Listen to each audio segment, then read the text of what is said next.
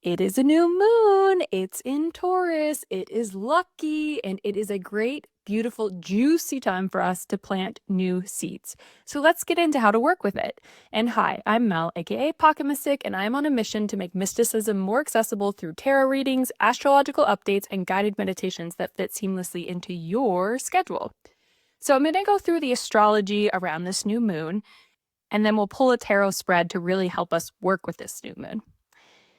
Now, this is a great, beautiful, yummy new moon, right? It's in Taurus. I do want to also let you know that there is some other energy that's going to be at play here and how you might be feeling it personally and collectively. So this new moon will be squaring Hecate, Queen of the Witches, and also pass over the fixed star Algol. I understand you might be like, Mel, what the hell are you talking about? Basically, what all of that means is that you should expect feminine rage to be raging, okay? Like, it is time for these wounds that we have in our society and personally to be heard. They are getting their time to shine here. As always, it's nothing to worry about, but I just want to prepare you if you're seeing headlines or if, as you're planting your juicy new seeds, you're like, wait, I'm pissed. Like, I'm angry about this thing that I thought was very deep or I always known I needed to acknowledge or whatever. It might be coming up, okay? Great. Let it out, let it out, let it give you clarity into what things you want to plant in your life. You also might find yourself questioning your self-worth or seeing where you haven't held yourself in high regard. If that comes up, spend some time to work with that. To clear out any cobwebs there, Taurus wants you to stand in your worth. I want you to stand in your worth. Okay, so Taurus is ruled by Venus, and it is a sign that is all about pleasure, luxury, stability, yumminess, embodiment, being in your body, your experience as a soul in your body. So one thing I want us to all do before we even set our intentions is just to write a list for ourselves of what makes us feel alive that we want more of. Like, I want to have daily orgasms, or I want every meal that I have to be nutritious and delicious as well. Be indulgent about it. Feel a little like, oh, I can't say these things, don't hold back. Get the ball rolling on your deepest desires, and as you start to write that list, you're going to surprise yourself about what comes out. Then, when we're all filled with this juicy energy, we're going to set our intentions for the moon cycle ahead.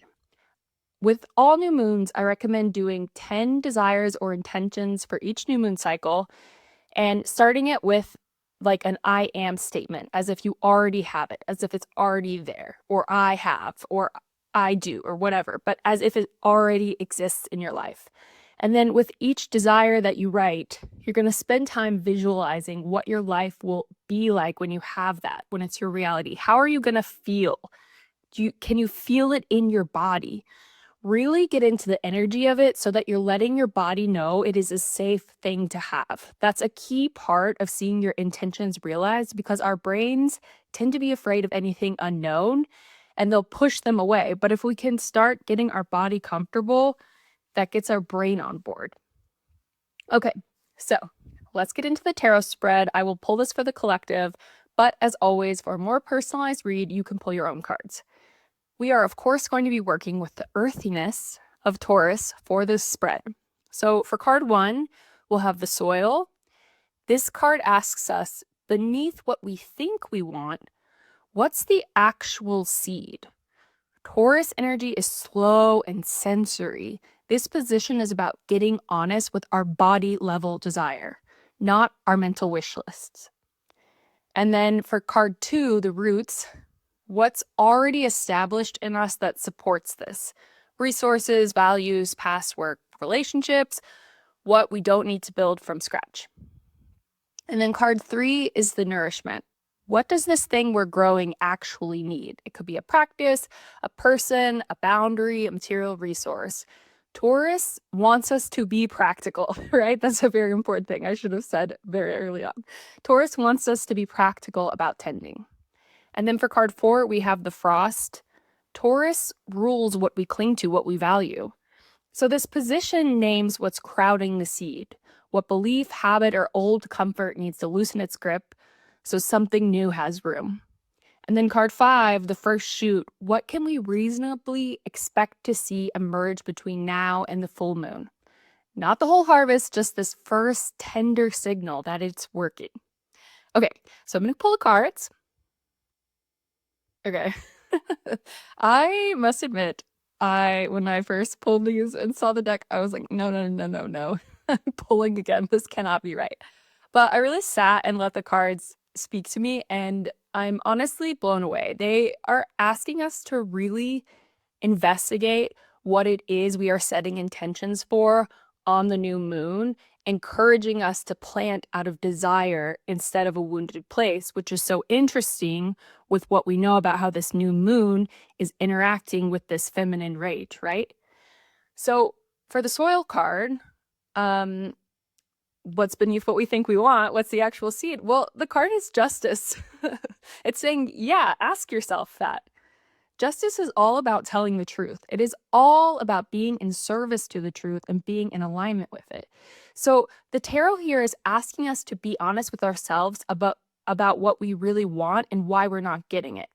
That unlocks everything. We often skip past justice because it sounds like accountability. But in Taurus here, it's more like your body already knows what it wants. And justice here is asking you to stop lying to yourself about it. What are you denying yourself because of fear or wounding? So this card is really, really asking for some deep honesty. And then for the root, what's already established in you that supports this, we got the 9 of Swords. And this is when I was like, okay, this is cursed. But I think here the tarot is saying that we're trying to build from an outdated system. A system in which our anxiety, our constant spiraling, our constant dog paddling, constantly trying to make sure we're on top of everything and running like a hamster in a hamster wheel, we're still expecting that to be the way that we will achieve our goals. But if we go back to the soil, if we choose to be honest with ourselves about our desires and get in our alignment, we don't have to spiral in anxiety to make it happen. Not to say that it won't be work. Of course it will be work, but it won't feel like work that is running us into the ground. And I think here it's saying the cards are really saying, what would you want if you didn't think that it would take everything from you to get it? You know what I mean? Like, what would you want if you weren't afraid of what that process looks like? Trusting that the process doesn't have to look like what it has looked like. The way we've been sort of trained to think like, you gotta give everything you got, to get your dreams true. What if you didn't have to do that? What if it could just be the thing that's in alignment with you and meant for you, and it's kind of like flowing through the river, right? So then we get to the nourishment card. What does this thing actually need? Well, honey, we got the 3 of Swords. The 3 of Swords, what? Mel, you should pull again. No, no, no. Okay. I think what it is saying here is that there are wounds that are ready to be looked at and addressed because they're in the driver's seat right now instead of our desires. Our wounds are calling the shots. So these 3 together, coupled with what we know about the feminine rage of this new moon, I feel like the tarot is making a very clear message that what we are thinking we wanted to do for our new moon intentions is asking for things that come from a place of wounding versus desire. This spread is kind of like, please pause before you get into setting your intentions. It's going to be really powerful for us to take each intention we were planning on setting and examine it. What is it that I think this thing is going to get me? Is it that I wrote that I want to have 1 million followers on YouTube? And what's under that? Is it that I want to feel seen? Why? Did I not feel seen as a child and now I'm trying to get it this way? And is having 1 million followers on YouTube actually going to make me feel seen or just recreate the wound? Or another example, if you want a bigger house, let's say, that could be coming from genuine desire. Wanting 1 million followers on YouTube or whatever could be coming from a genuine desire. It really could. It could be your life's mission. Or it could be coming from thinking that a bigger house somehow proves your worth to people. Like, look, I'm worth so much, I can afford this. This is really deep shadow work, but I feel like the cards are asking us to pay attention to the way the new moon is interacting with our wounding.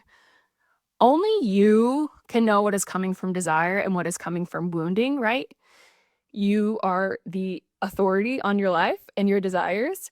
And this deck is not saying don't dream big. We want you to dream big. We want you to have everything that you want. And it's going to be so much more satisfying when it comes from a place of alignment. That's why getting honest with ourselves is so key here for this new moon, that Justice card.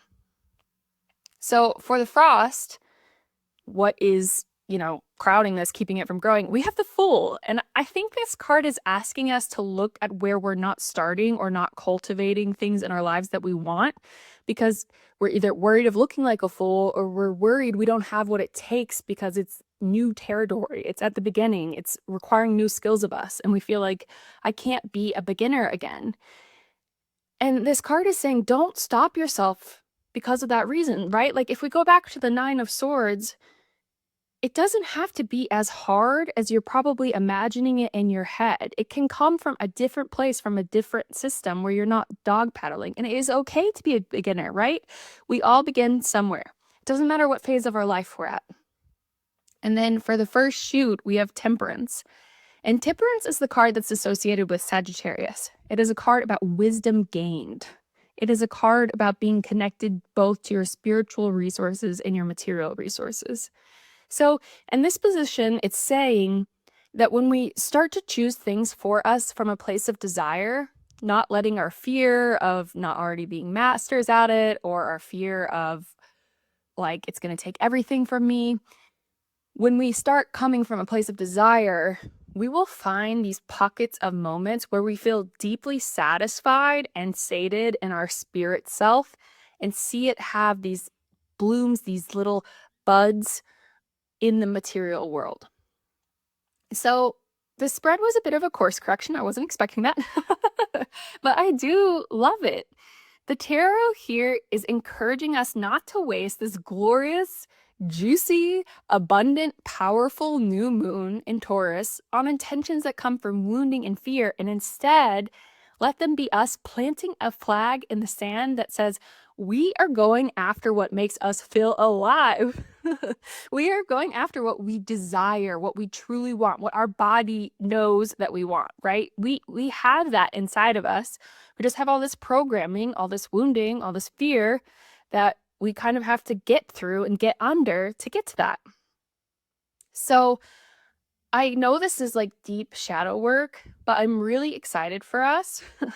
Plant that flag, baby. I am excited for what you're going to be setting into motion with this new moon in Taurus. I'm excited for you to get into your desire. I love that for you. I love that for us. I'm excited for it for me.